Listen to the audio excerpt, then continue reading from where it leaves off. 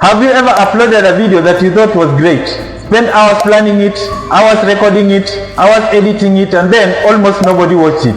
You start wondering, why isn't YouTube recommending my videos? Is the algorithm against me?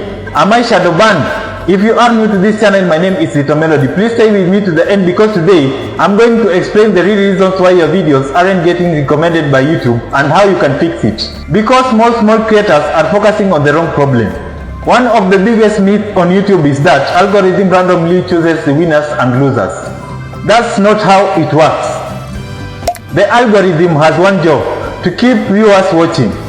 If your content helps YouTube achieve the goal, YouTube will show it to more people. If it doesn't, YouTube becomes less confident recommending it. The good news is, this is something you can improve. Let's break it down. The first reason people aren't clicking. Before YouTube can recommend your video widely, people must click. Think about it. If YouTube shows your video to 100 people and only people to click, what signal does it send? It tells YouTube that viewers aren't interested. That's why thumbnails and titles matter so much. Many small creators focus entirely on content quality. But if nobody clicks, nobody sees the content. Ask yourself, will I click my own thumbnail? Will my title stop me from scrolling? A great video with weak thumbnail often loses to an average video with excellent packaging. That's why learning thumbnails and titles is one of the highest return skills on YouTube. Reason number 2, viewers leave too quickly. Let's imagine people actually click your video. That's great, yeah? Now comes the next challenge: keeping them watching. Many creators lose viewers within the first 30 seconds. Why? Because the introduction is too long. The creator spends time saying, "Hey guys, welcome back to another video." Meanwhile, viewers are already leaving. Modern viewers are impatient. They want value immediately. Give people a reason to stay. The first 30 seconds are very critical. Start with a problem, a promise, a surprising fact, or a curiosity gap. Make viewers feel they need to keep watching. Reason number 3, your topic isn't interesting enough. Sometimes the issue isn't your editing, it is the topic. You can create an amazing video, yes, but if nobody cares about the topic, growth becomes difficult. Many creators ask, what do I want to make? A better question is, what do viewers want to watch? The sweet spot is where your interest meets the audience demand. Reason number 4, you are confusing the algorithm. Imagine one week you upload a gaming video, the next week a vlog, the next week a motivation speech, the following week a cooking tutorial. Who is your audience? Even YouTube doesn't know.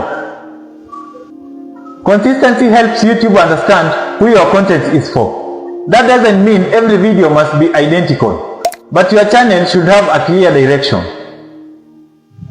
Reason number 5, you haven't posted enough yet. This might be the hardest truth. Sometimes your videos aren't getting recommended because you are still early in the journey. Many creators expect massive growth after 10 videos, but often the learning phase takes much longer. Every upload teaches better titles, better thumbnails, better storytelling, and better delivery. You improve through repetition and not perfection. Here is the biggest mistake. The biggest mistake small creators make is blaming the algorithm for everything. The algorithm isn't your enemy. The algorithm is feedback. Instead of asking, why doesn't YouTube recommend me? Ask, what is this video teaching me? Maybe the thumbnail wasn't strong enough. Maybe the hook wasn't engaging enough. Maybe the topic wasn't compelling enough. Every upload contains lessons. Here is how to fix it. Here is what I will focus on. Better thumbnails, better titles, better hooks, and better topics. And consistency. Improve one thing in every upload. Not everything at once, just one thing. That's how channels grow. If your videos aren't getting recommended right now, don't panic. Don't assume your channel is doomed. And don't assume the algorithm hates you.